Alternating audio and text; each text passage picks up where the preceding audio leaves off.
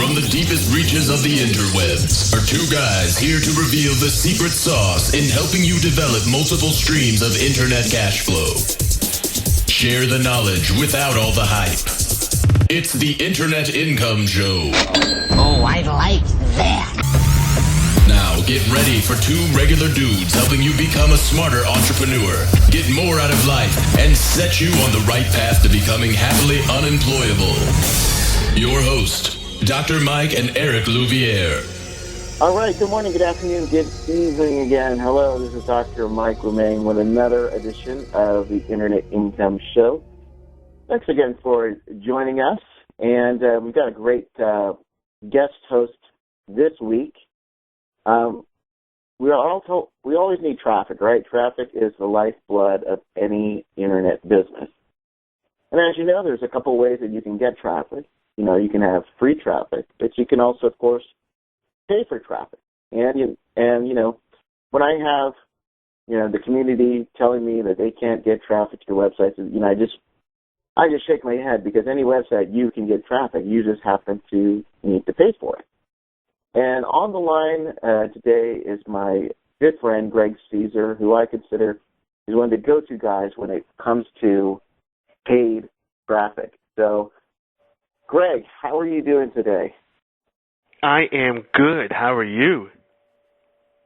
And you told me you're in now living in Atlanta, and you were telling me you've had some snow recently? Well, it's not snow like we get or used to get in Connecticut. We had 2 inches of snow here, and it was Armageddon. Literally, the kids were out of school for 4 days for 2 inches of snow. And in Connecticut, 2 inches of snow meant you might get a 30-minute delay if you were lucky. So it's very different down here than the way it is up north. Yeah, if my 2 teenage sons were home for 4 days, that would truly be Armageddon at the Looming household. But I know you got younger kids, right? How old are your kids?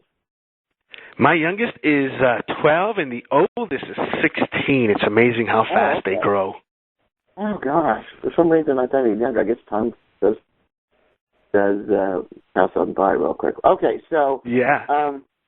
For those who want to get to know you. Tell me about how you get started in all this internet marketing, because I know you've got a big corporate background that I think is worth hearing about. How did you get first started into this crazy world of internet marketing? So I do come from a corporate background, and my job coming out of my goal coming out of school was to move up the corporate ladder and become a CEO or VP of something somewhere. And I had a boss one day who told me, when I tell you to do something, you do it. And that very day I realized that I was unemployable. I knew at some point that I was going to go into my own business, but I was thinking it was going to be later on in life. And there was a guy named Bill who was one of my mentors in the company. He trained me coming in. He, at the age of, I want to say 60, they forced him out of the company. And then so he and his wife went and started an antique business. And I thought to myself, when this guy told me that, I said, do I really want to be 60 years old when they finally decide to get rid of me, when they don't need me anymore? And that's when I'm going to go start a business? And I told him, a couple weeks after that one particular incident with that boss, I was dropping him off at the airport. And I said, I got to tell you something. And he says, what? I said, I quit. I'm out of here. And what I figured was, I can go into my own business on this thing we call the Internet. That's what we called it back in 97. And I figured, I'm young. If I fail, I fall flat on my face, I'll have plenty enough time to get back into corporate America and go back to work for another company. And so I started selling, web design and hosting and internet marketing services to local businesses. And what ended up happening, this is how I started to actually sell my own product, and this is a true story. I decided that I wanted to get more web design clients. So I wanted to be able to go to a client and say, don't hire that web designer. They don't sell anything on the internet. Why would you hire them? They have no idea what it's like when you need more traffic or when your traffic is not converting. I'm selling stuff. Hire me. I know what you're going through. And then I started going through to seminars, and actually I think that's where we first met, was at a seminar in Vegas in '03. Man, that was a long time ago. Oh, my gosh. Yep, that was Carl Galetti's event, believe it or not. And is that right? I was probably a student then, or, oh, my God. That was my first one. That's amazing. You were speaking at that event, I think, and I never told you this, but I said, oh, my God. This guy is a doctor and he's selling products. Oh, hell, I could do it too. Oh, yeah. Yeah, I think it was either 2003, 2004. I was speaking because I went for the first one and then I came back as a speaker. But yeah, way long time ago. I think I was still in puberty back then. So. Yes. And you were doing things with ebooks and stuff like that, and I said, oh, that's what I'm going to do. And so it just so happened that I was selling a lot of product.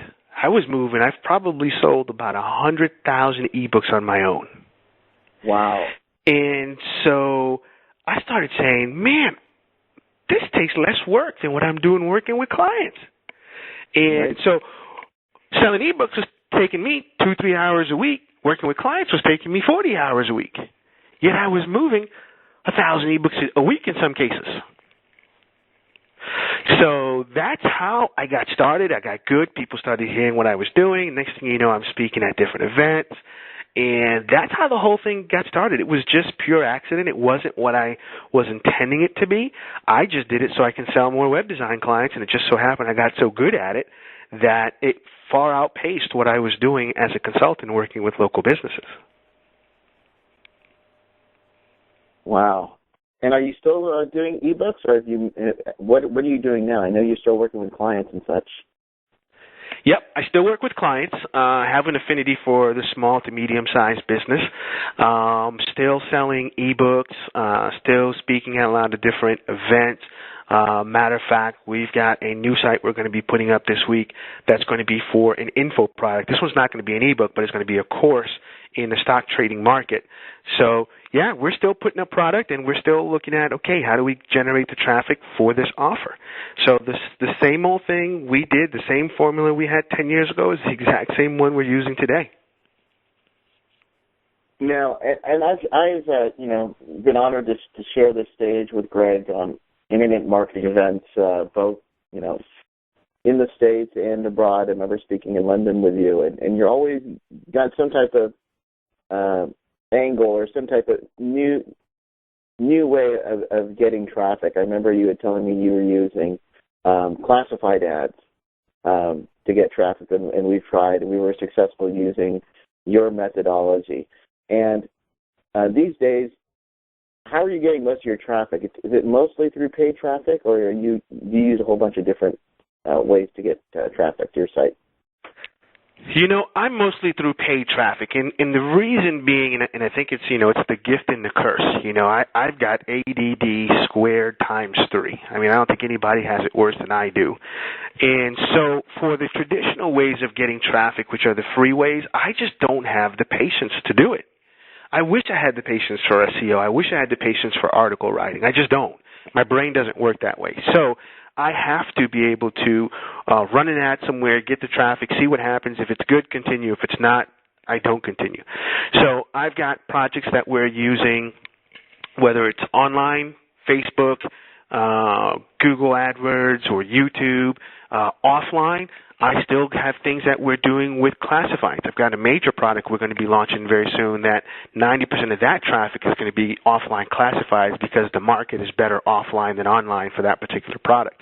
So it's going to be 100% almost offline traffic for that particular product. So we still do it all. So let's dive deep. And that's still really cool because we've used offline, and you're one of the few I know who actually do use offline. But let's talk about paid advertising. There are a lot of different ways to do paid advertising. What are some things that someone maybe new to all of this you know about? Maybe you can run down the different types of paid advertising sources that you would recommend. So the paid advertising sources that I recommend from an online standpoint are going to be Facebook, you've got Google, and you've got YouTube. There's media buys as well, but the folks who are starting out, media buys is going to be too difficult. So the first place you're gonna tap into is going to be one of those three: Facebook, Google, AdWords, or YouTube. So let's talk about Google. And are we primarily talking about the AdWords program? Is that what you would recommend for somebody who's new to all this? Yes. Yep. So AdWords is going to be the absolute first place that you're going to begin with, because AdWords controls the YouTube marketing as well. So when you're in AdWords, you can actually, and by the way, let's explain where the AdWords ads are going to place you. When someone does a search on Google, and your ads are going to be on the right-hand side of the page there. Now, if you want to go into YouTube, those are also controlled through your AdWords control panel. So AdWords is the first place that you're going to go through, whether you want to be just on Google or whether you want to be also on the YouTube platform as well. Now, when you use AdWords, and when I got started, about the time when you got started, everybody was on AdWords. There was no Facebook. Everybody was doing Google AdWords. We're getting 5 cents, 10 cents a click. Things were going great. Everything was fantastic. You know, dogs and cats were living together. Everything was great. And then a few years ago, a lot of the different things, a lot of the pricing just skyrocketed. It went from 10 cents a click to $1 a click, $2 a click. I'm not telling you something you don't remember because I'm still going through therapy because of it. But it was thinking that Google was just too expensive for the average entrepreneur or small business owner.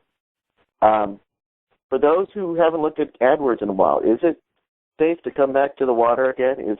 Have they reduced their pricing, or maybe you can give us some strategies to help us reduce the cost of AdWords? Yeah, absolutely. And I will tell you, even back then it was safe to get in the waters because a lot of things that I do, it's coming up with the different strategies to go in the side doors. But here's also what's happening now. So some of those main keywords back then that may have been expensive are coming down. And one of the reasons is about 2-3 years ago, Google cleaned house. They got rid of a lot of people. And when they shut down those accounts, well, you're shutting down competition. You're shutting down advertisers. So a lot of the people are out of the market. Where there might have been 50 people bidding on one keyword, there's now 10 people bidding on that same keyword. So what used to be $1 might now be 30 cents per click. But even at that 30 cents, you can still get that traffic even much cheaper than that. So the way that you do that is with the strategy, because the money is in the strategy, not in the click. So you think out of the box. So let me give you an example of something. Dog training, very competitive market, right? Now, if you were to go out and you've got a dog training course or product that you want to sell, there's a thing that I call mindset marketing or the sales cycle marketing. Think about the consumer you want to sell to and where are they in the sales cycle that identifies themselves, right? Basically, how do you get them to raise their hand that says, hey, in the near future, I'm going to need what you're selling. So you've got a dog training product, you want to sell that. You can bid on the keyword dog training, and the challenge there is you're going to have some competition. That's a pretty decent-sized market, right? But if you ask yourself, someone who's going to need dog training, what else are they doing that identifies themselves, and what would they be searching for online that would identify themselves as they're about to need my product as well? Okay? I also call that logical conclusion marketing. If you bought A, what's B? Well, let's ask that question. Think about someone who goes into Google and they type in puppy names. What do we know about that person? They just bought a puppy. Yeah, that's right. They just bought a puppy. Now, what do we know about puppies? They need training. So you see, definitely. I can go after dog training as a keyword, and there's going to be 20, 30 competing ads, or I can go after puppy names, and there will be 0, maybe 1 if I'm lucky, that's competing against that keyword. So now what do? You create a site about puppy names. You drive traffic to it. You make people opt in. Well, I know every single person who opts in just bought a puppy, and they're looking for names for that puppy. And then you say to them, hey, is your puppy trained yet? If not, you may want to take a look at this. So just by being strategic, I can get that traffic for a fraction of the cost than what everyone else is paying for it. Very nice. That's a really good. I hope you guys got that. That is a very cool strategy that you're doing. Yeah, keep going. If you got more stuff, keep going.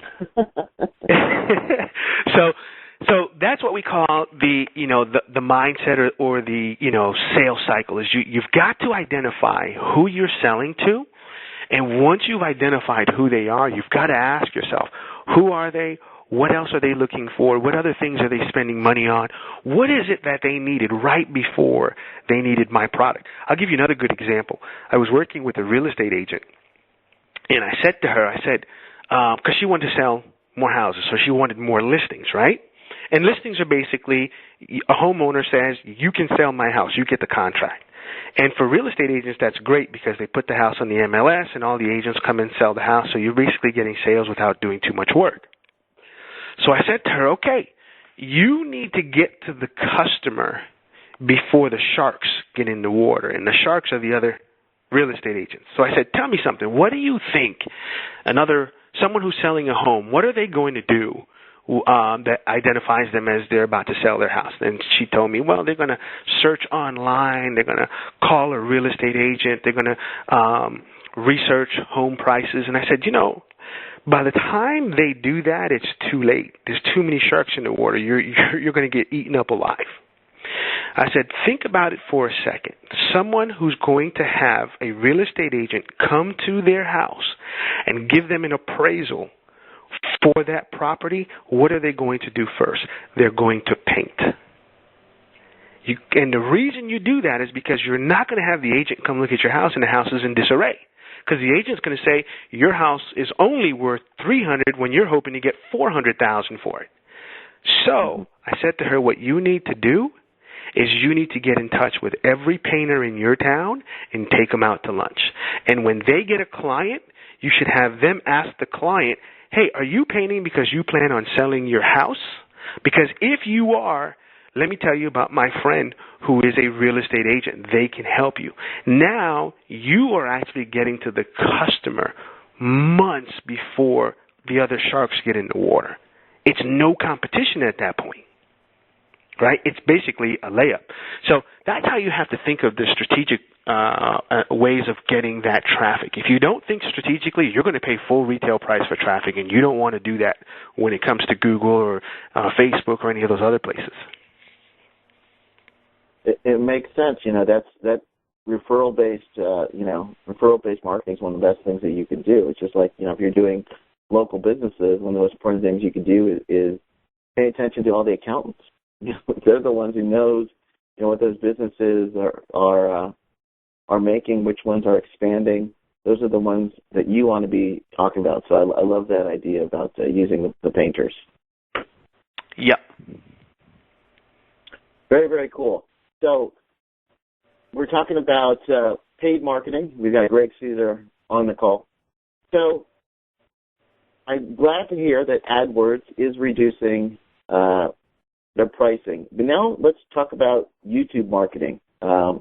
Just before the call, you were telling me some examples of what you're doing in YouTube. I see some of the ads that come up. I get annoyed by some of the ads when I'm trying to watch my favorite YouTube videos. But tell me how you're using paid advertising on YouTube. It's kind of one of the things a lot of people know that it's there, but we're definitely not utilizing as best we can. So YouTube has a couple different ways that you can advertise on there. And you'll see people who will actually have an ad. You click on the ad, it goes to their webpage. I'm going to tell you what I think is the most powerful. That is, you take a video that you've created and traditionally people would say, let me take my video and let me rank it organically. They go out and get other people to like the video. They go out and get the video views, and then they do some backlinking. I'm saying to myself, why mess with all that tomfoolery, right? Why spend the next 2-3 months of my life trying to rank that video when I can give Google and YouTube a little bit of money and they start playing my video this afternoon? So what you're doing is you're buying the video views. So here's what happens. You upload your video, and then you go into your AdWords account, and then you tell Google, I want to promote this video.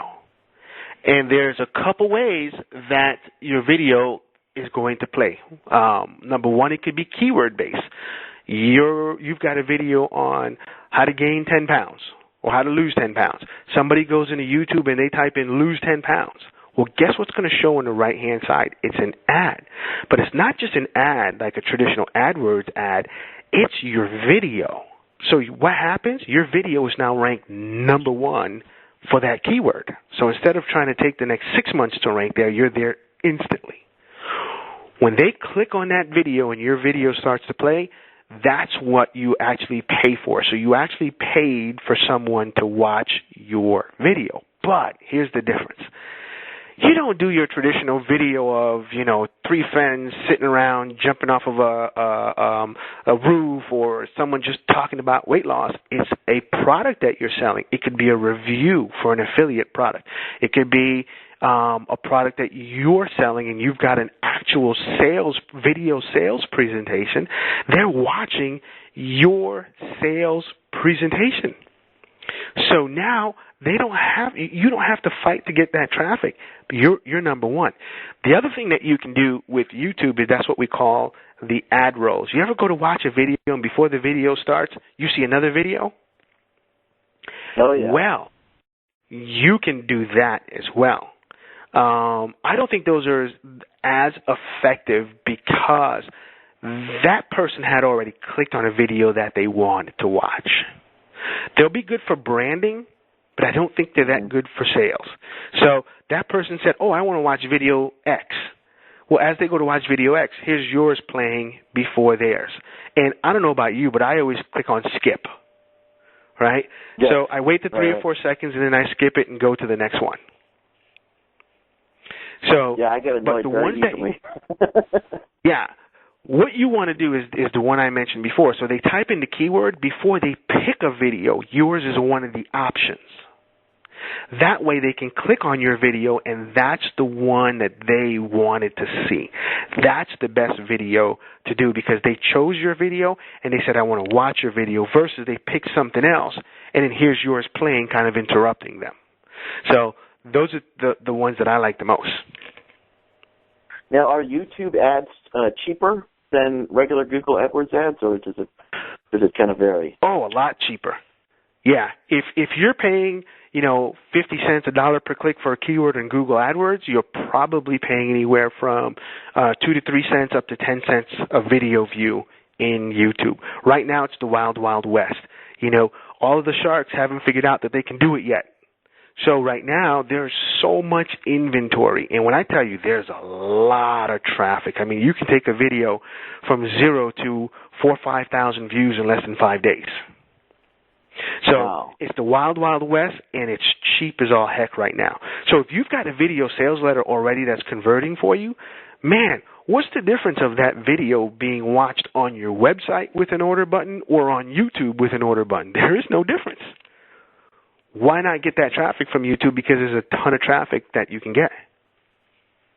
Now, I was recently uploading some YouTube videos, and I thought maybe way back when that they were limiting the times of videos to 10 minutes. But is that still the case?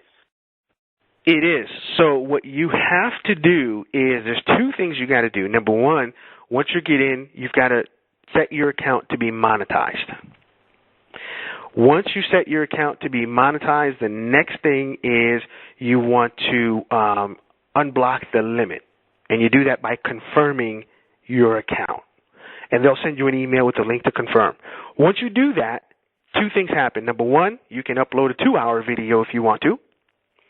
And then number two, you know how you got the thumbnail that shows when your video is listed with the whole bunch?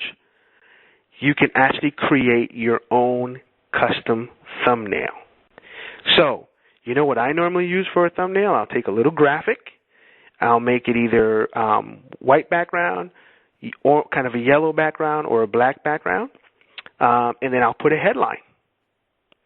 Right? So if I have a weight loss thing, my graphic would say, lose 15 pounds in 20 days. And if it's the orange or yellowish type of background, I'll make the letters red. If it's the white background, I'll make the letters either red or black. And if it's the black background, I make the letters white. So I'm the only one on the page with a headline. That is a really cool tip. Going back a little bit, what do you mean by having the account monetized? What do you mean by that? Okay, so in Facebook, once you turn on monetization, that's what allows Facebook to run that ad pre-roll. So when you go to watch someone else's video and you can see an ad on the right-hand side of the page, that's a video that's been monetized. So you're basically telling Google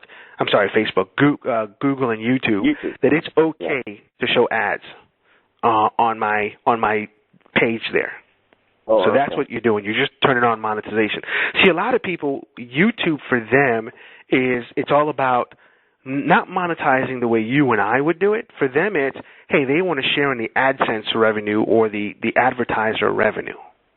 Oh, okay. So two things happen when you monetize it. Number one, you get to share in the revenue, but you really don't want that revenue. You really want the people clicking on your buy link.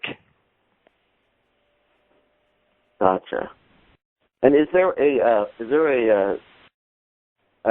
time limit that you recommend for videos, or is it shorter the better? What do you think about that in terms of how long the video should be? My longest video right now is about 30 minutes. Okay. Now, that also doesn't stop you from putting a webinar up there. I mean, what's to stop you from saying, hey, watch this webinar on X, and it's a 2-hour webinar? Right? There is nothing to stop you from doing that. Now, the thing that you want to pay attention to is they're going to give you some metrics. So once your video is running, you go in and you'll see 25%, like they give you, it's 25, 50, 75, and 100. And it'll show you how many people got to 25%, how many people got to 50%, how many people got to 75%. So if you've got a 20-minute video and you're finding that audience, the average person dropping off is 75%, then you know you need to cut 5 minutes off of that video. So you need to get your call to action before 15 minutes because that's where most of the people are dropping off. So you just look at your number, and then you decide, what my length should be based on what the consumers in that market are doing. Very, very cool. Very, very cool. Well, we just have a few minutes left, and I want to talk about Facebook. That seems to be the popular. Everybody talking about ads on Facebook. What are some big, just real quickly, some of my clients, who use Facebook, they kind of have a love-hate relationship, just like what I do. What are some things that you're seeing on Facebook that, a lot of people are doing wrong, and what are some things that you'd recommend to start, putting successful ads using Facebook? So the biggest thing is 1.5, 2 years ago, the biggest problem that I found with Facebook was the targeting. And the targeting was, if I wanted to sell a weight loss product, the challenge was, unless someone said in their profile that I'm looking to lose weight, you had no way to reach them. I mean, you can target women who were between 20 and 50, but that really didn't tell you if they were interested in losing weight or not. They've significantly revamped the process or the ability to reach people. So the biggest mistake people are making right now is they're just targeting wrong. And again, people are going right in the front door. They're not thinking out of the box, and they're not, just using their minds to get the traffic cheap. So an example would be, and this is the one I really like, when you think about the targeting and reaching the audience, you know who you want to go after in Facebook? magazines. That's who you want to target, the people who follow magazines. And think about it for a second. You've got Entrepreneur Magazine has 2 million subscribers. So Entrepreneur Magazine has a vehicle that you and I can never create, and that is a huge magazine that's sold by a lot of people. So people who are following Entrepreneur Magazine, number one, they bought the magazine, so they're buyers. Number two, they found some link or some text in the magazine that said, or on their website that says, go here and follow us, and they actually went and did it. So who are you reaching? The hyper-focused people in that publication.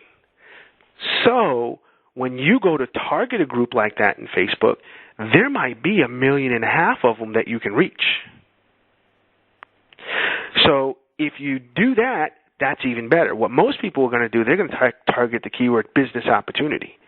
Well, because everyone and their mother is also targeting business opportunity, you're going to pay through the nose. The other thing that you can do, there's a thing called custom audience. And what custom audience is, you find a list of Facebook UIDs, and then you upload them to Facebook, and then you can advertise just to those people. So if there's 100 people in your list, you would advertise to those 100 people. So using some of the tools to get the custom audience, you go out and get the entrepreneur list, right? Well, when I upload that list as a custom audience, Facebook has no idea who they are, right? So if they're, even though they may be on the business opportunity list in Facebook, there's 50 other people targeting them as a business opportunity in Facebook because that's the targeting they went after. But when I upload them as a custom audience, that's just a list of names. Facebook has no idea that that's the business opportunity list.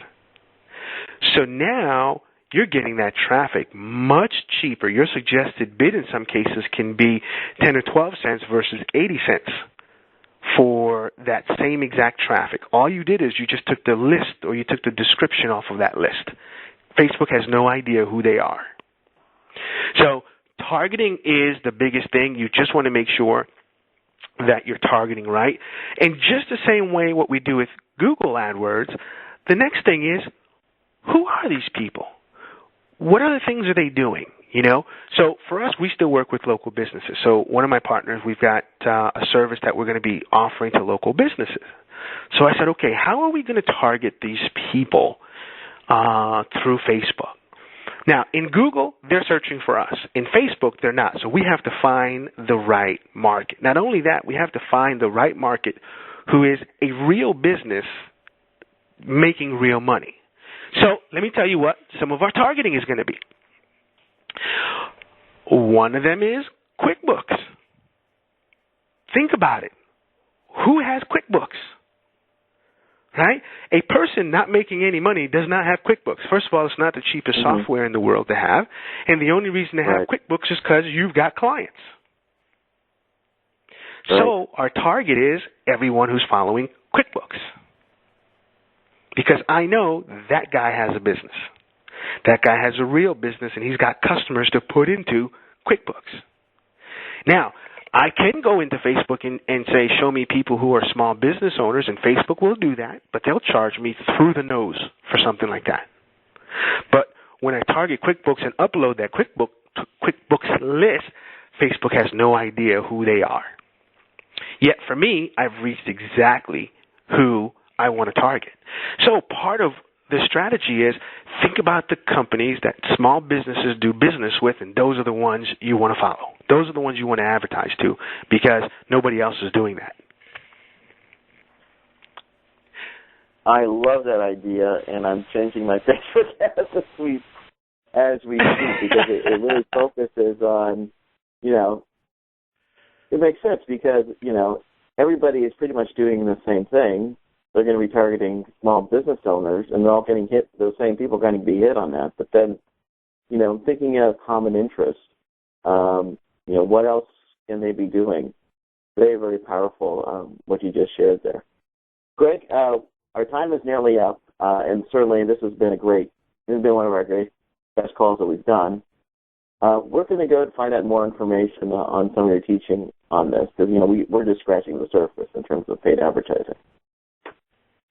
Yeah, absolutely. We've got a couple products that have to do with traffic. We've got a great one right now called it's called the Traffic Dominator, and basically we're covering how to do Facebook, Google, and YouTube ads, which I think for someone who is, especially if you're just starting to drive traffic and you want something that you can do, that's the one. Later on, you may say, let me expand into media buys, but because the risk with media buys is so great, that's just not the place that you want to start. The upfront investment is too huge. You don't want to put $5,000 on something that you're just testing. You want to go in and say, let me test $50, let me test $100. And this training that we have will teach them exactly how to do that. So if they're interested, they can go to thetrafficdominator.com /MM. Again, that's thetrafficdominator.com /MM, and get more information on the product. Awesome. Well, I really appreciate it. Greg's a great teacher. I highly encourage you to take a look at what he has to say. Go ahead and check out that website. Again, thetrafficdominator.com /MM to find out more information on that. Greg, thanks again. Always a pleasure. We've got to do this again sometime. Absolutely. Wonderful. So thanks, you guys, for listening. We'll see you guys next week. Joining us on another edition of the Internet Income Show. And as always, keep moving forward. You just listened to the Internet Income Show with Dr. Mike and Eric. Now, get to work.